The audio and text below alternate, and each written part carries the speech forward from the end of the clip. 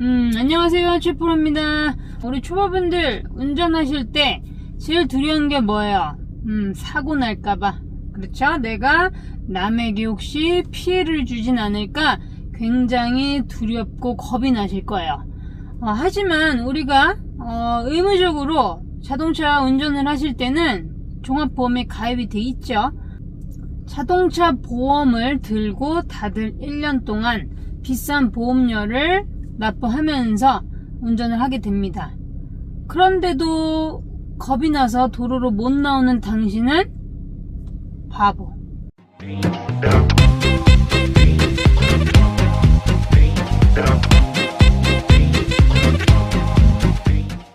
그래서 오늘은 우리 초보분들이 혹시 사고가 나면 안 되겠지만 그래도 내가 잘못을 하지 않아도 타인에 의해서 사고가 발생할 수 있죠. 혹시 사고가 났을 때 우리가 대처하는 요령에 대해서 설명을 드리려고 합니다. 오늘 영상 정말 중요한 내용입니다. 끝까지 시청하시고 도움이 되셨으면 좋겠습니다. 출발할게요. 그래서 우리는 이제 사고가 날 것에 대비하여 항상 자동차 보험, 내가 지금 가입된 자동차 보험 콜센터 연락처는 항상 핸드폰에 입력이 돼 있어야 됩니다. 그래야지 사고 났을 때 너무 경황이 없기 때문에 당황하지 않고 신속하게 일처리를 하실 수가 있어요. 첫 번째는 보험회사, 내가 가입된 보험회사 연락처를 항상 핸드폰에 입력해 놓을 것. 그리고 두 번째, 사고가 나게 되면 일단은 비상등을 켭니다. 비상등을 켜서 다른 차들이 비상사항임을 다른 차들에게 알려주시고 다른 차들이 피해갈 수 있도록 해주셔야 되겠죠. 그리고 나서 세 번째는 일단 내리세요. 너무 쫄지 말고 겁먹지 말고 내리셔서 상대방에게, 내가 피해자일 수도 있고 가해자일 수도 있겠죠. 그런데 이제 여기서 중요한 것은 우리 초보분들이 이제 너무 저자세로 내가 지금 상황을 제대로 모르는 상태에서 너무 죄송합니다. 진짜 제가 그랬으면 안 되는데 정말 죄송합니다. 이런 분들 많아요. 아직 우리가 이제 과실 비율을 따져봐야 되는 거고, 우리 초보분들이 정말 잘못을 했는지, 어느 정도 잘못을 했는지는 사실 운전 경험이 없는 초보분들에게는 판단하기가 좀 어렵죠. 오히려 이제 상대 차량이 잘못을 했어도 그렇게 내가 저자세로 나올 경우 완전히 가해자와 피해자, 과실 비율은 바뀔 수 있다는 거죠. 그래서 이제 중요한 거는 일단 보험회사가 오기 전까지 너무 저자세로 죄인처럼 하실 필요는 없어요. 서로 운전해서 상대방도 또 방어 운전을 안 한 거고, 서로 사고가 났을 때 멈춘 상태에서 내가 박은 경우가 아니면 보통은 이제 쌍방 과실, 양방에서 과실 비율이 책정이 됩니다. 그렇기 때문에 매너 있게, 물론 상대방과 싸우거나 이러면 안 되겠지만 매너 있게 예의를 거쳐서 괜찮으세요 정도, 괜찮으세요? 다친 데는 없으세요? 제가 지금 보험회사에 연락을 하겠습니다. 그쪽도 보험회사 연락을 취해 주시면 감사하겠습니다. 여기까지지 내가 죽을 죄를 진 것처럼 그러실 필요는 없다는 거죠. 그러면 그 다음에는 보험회사가 늦어도 10분 15분 안에는 옵니다. 금방 와요. 그러니까 비상등을 켜고 우리가 이제 차를, 만약에 이제 차로가 좀 많고 한적한 곳이라면 그 상태로 보험회사가 올 때까지 좀 기다려 주시면 좋겠고, 만약에 이제 교통의 흐름에 차를 안 빼주면 방해가 될 정도다. 그러면 그때는 이제 상대방과 협의를 하셔서 동의하에 갓길 쪽으로 차를 이동을 해 놓습니다. 그런데 여기서 이제 중요한 거, 이동하기 전에 항상 블랙박스가 제대로 녹화가 돼 있는지 확인을 해 보셔야 돼요. 이 블랙박스를 배터리 방전 때문에 이제 뽑아 놓으시거나 전원을 꺼 놓으시는 분들도 있고, 그리고 이제 까먹고 나오시는 분들이 있어요. 제대로 녹화가 됐는지 확인을 하신 후에 차를 갓길 쪽으로 이동을 하시고, 그리고 이제 추가적으로 핸드폰 요즘에 다 갖고 계시죠? 핸드폰으로 사진 촬영이나 동영상 촬영을 하시면 좋겠죠. 동영상이나 사진 촬영을 할 때 여기서 이제 중요한 부분은 파손된 부분을 찍는 게 중요한 게 아니고요. 우리가 전체적인 상황을 볼 수 있게 내 차와 상대방이 부딪혔을 때 차로라든가 앞에 뭐 교차로면 신호라든가 전체적으로 내 차와 상대 차량의 모든 배경이 한눈에 보일 수 있도록 영상을 담으셔야지 내가 사고 난 그 파손된 그 부위만 찍으면 의미가 없겠죠? 전체적인 사항을 보고 뭐 예를 들어 차로 변경하다가 사고가 났다면 어느 정도 진입이 돼서 사고가 났냐에 따라 과실 비율은 또 달라질 수가 있습니다. 그렇기 때문에 전체적으로 내가 한눈에 그 상황을 볼 수 있도록 사진이나 동영상 촬영을 할 땐 전체적으로 360도 정도 한 바퀴 쭉 돌면서 찍어주시면 좋겠죠? 가까운 거리에서도 찍고 조금 멀리서도 상황을 볼 수 있게 찍어주시면 가장 좋겠죠. 정보를 수집을 해놓은 상태에서 갓길 쪽으로 이동하시면 한 15분 안에는 보험회사에서 옵니다. 그러면 이제 나는 기다리시면 되고, 만약에 이제 내가 차를 이동 못할 때는 뭐 삼각대라든가 비상등을 켜고 다른 차들이 피해갈 수 있도록 조금 수신호를 해주시는 방법도 있겠죠. 너무 당황하실 필요 없어요. 그리고 이제 여기서 중요한 거, 나머지는 보험회사에서 알아서 해주는데 이제 여기서부터가 중요해요.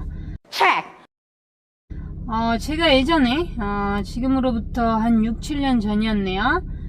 저는 여태까지 거의 30년 가깝게 운전을 하면서 사고가 난 적이 딱 3번이 있었습니다. 3번 다 상대방 100% 과실이었는데 2번은 그냥 적색 신호, 정지 신호에서 멈춰있는 상태에서 뒤에서 박은 경우가 있었고요. 2번은 그렇기 때문에 상대 뒷차량이 100% 과실이겠죠. 저는 멈춰 있었으니까.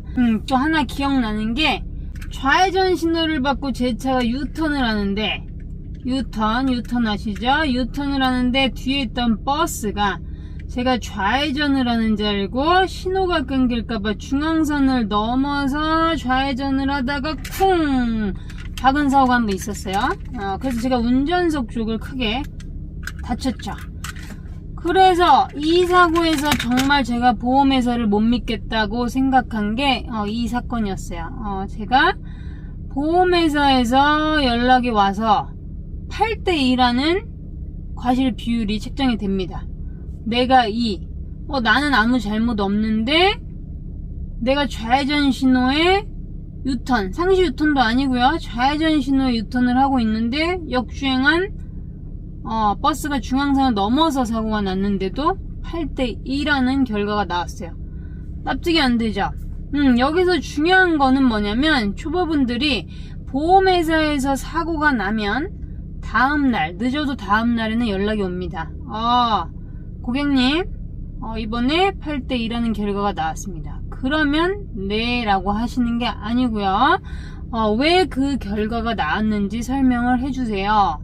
녹음을 하셔서 그 내용을 지인이나 뭐 여러가지 요즘엔 정보들이 있죠. 유튜브를 통해서 정보를 얻을 수도 있고, 일단은 보험회사에서 얘기한 부분을 왜 그런 결과가 나왔는지 꼼꼼하게 따져 보셔야 하고, 저도 좀 확인을 해보고 다시 말씀 나누시죠 하고 끊으셔야지, 그냥 내가 8대2라는 결과가 나왔다 그래서 네 알겠습니다는 아니라는 거예요. 왜냐면 보험회사는 절대 우리 편이 아니에요. 보험회사는 일을 빨리빨리 처리하기를 원하고 좋아합니다.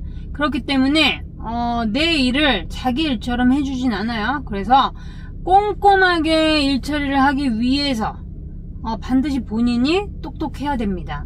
그래서 제가 예전에 겪은 그 일로 인해서 8대2라는 결과가 나왔을 때 제가 뭐라 그랬을까요?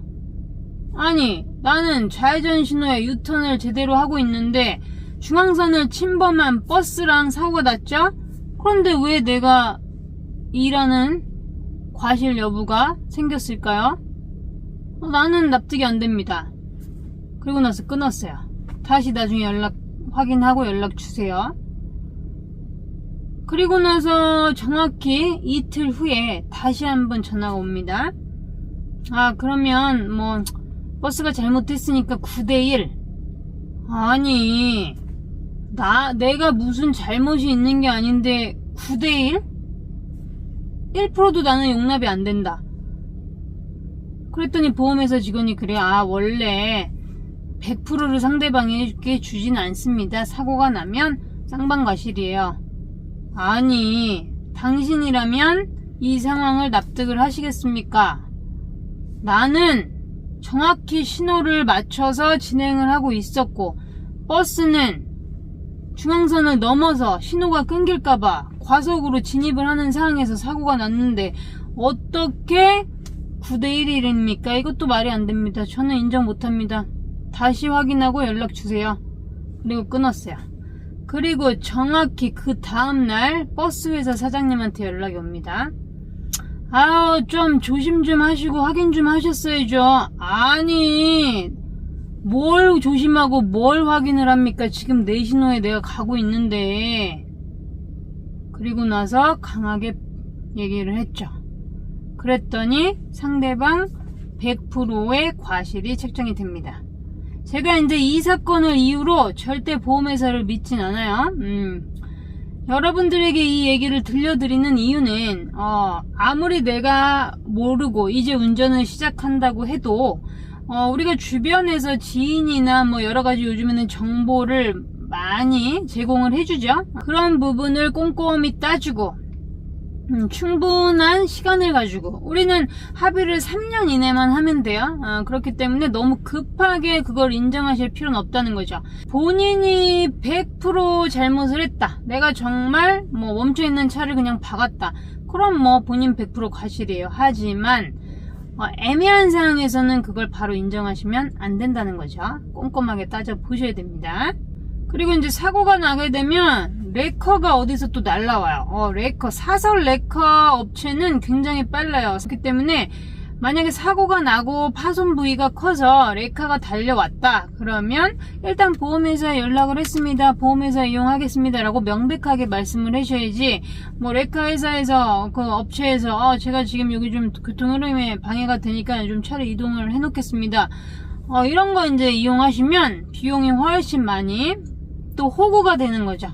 비용 많이 지불해서. 그래서 보험회사 우리가 비싼 1년의 보험료를 지불을 하고 그런 모든 서비스들을 이용할 수 있도록 보험을 가입을 해 놓는 거기 때문에 보험회사 통해서 레카를 이용하시면 돼요. 보험회사에서 이제 사고 수습을 위해서 나오면 레카를 이용할 건지 다 물어보고 접수를 해줍니다. 그러니까 전혀 우리가 사설 레카를 이용하실 일은 없겠죠. 그리고 이제 중요한 거는 사람 대 사람, 우리가 이제 인정이라는 게 있지 않습니까? 괜히 사고가 나서 서로 감정 상하게 하면 좋지 않아요. 우리도 입장을 바꿔서 상대방이 나한테 욕하고 소리 지르고 이러면 쉽게 합의해주고 싶지 않죠? 그래서 항상 매너 있고 예의 있게 어떤 일이 발생했을 때 내가 피해자든 가해자든 항상 매너를 지키시고 예의를 갖추시면 일 처리는 쉽게 해결이 됩니다. 어쨌든 사람 대 사람이 처리해야 되는 부분이 있기 때문에 항상 너무 서로 격앙되게 싸우는 일이 없도록 하시는 것도 중요하겠죠. 오늘 이제 제가 말씀드린 것들 정리를 해보면, 사고가 났을 때 첫 번째, 우리는 항상 보험회사 연락처를 핸드폰에 입력을 해놓고 보험회사를 부른다. 만약에 인사사고가 났을 때는 119 당연히 부르셔서 빨리 사상자부터 구호를 하시고요. 인사사고가 발생하면 경찰까지 112 신고를 하셔서 경찰도 출동을 하게 하시는 게 좋습니다. 그 외에 차대차 사고는 다 보험으로 처리가 되기 때문에 우리가 보험회사만 부르셔도 되고요. 첫 번째, 보험회사를 부를 것. 두 번째, 비상등을 켜고 블랙박스가 제대로 작동을 하는지 확인을 할 것. 세 번째, 괜찮은지 상대방에게 예의를 갖춰서 물어보시고 차를 갓길로 이동해야 되는 경우 영상이나 사진으로 전체적으로 배경이 나올 수 있게 정보를 수집할 것. 네 번째, 너무 저자세로 나와서 본인이 과실 비율을 따질 때 손해를 보는 일이 없도록 할 것. 마지막 다섯 번째, 보험회사는 절대 내 편이 아니기 때문에 어떤 결과가 나왔을 때 그것을 그대로 받아들이지 말고 꼼꼼하게 따져볼 것 이상입니다. 오늘 영상 도움이 되셨길 바라고요. 올해 이제 운전을 시작하시는 분들 용기 내시고요. 우리가 유튜브에서 보고 뭐 영상으로 접하는 그런 대형 사고들은 3개 중에 하나예요. 음주운전, 그리고 난폭운전, 졸음운전 3개 중에 하나지. 우리 초보분들 제가 항상 말씀드리는 게 뭐예요? 우리 초보분들은 혼박을 많이 한다. 혼박은 전문 용어가 아니고 혼자 박는다. 벽 같은데 뭐 쿵, 연석 같은데 좀 긁히고 뭐 그런 거 뭐 어때요, 그죠?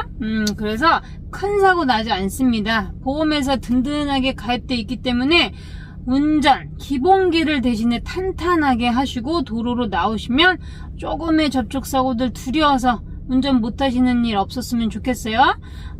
그래도 운전을 못하는 당신은 바보.